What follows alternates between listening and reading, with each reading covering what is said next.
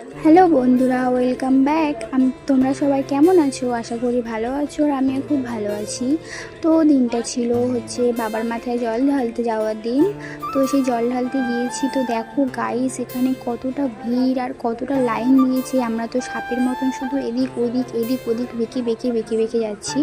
তো ওইখানে দেখো জলের মাঝখানে বাবার একটা শিবলিঙ্গ রাখা আছে।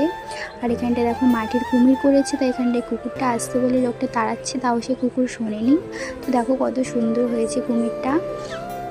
তো এখনও দেখো লাইন শেষ হয়নি। ওইখানে বাবার মন্দিরের এতটা লাইন ঘুরে ঘুরে যেতে হবে। আর এগুলো হচ্ছে সন্ন্যাসীদের উনান, যেখানে ওরা মালসা করে।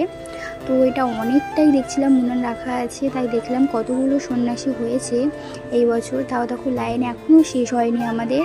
আমরা এখনও মেন লাইনে পৌঁছাইনি, এখনও আমরা অন্য অন্য লাইনে সব ঘুরছি।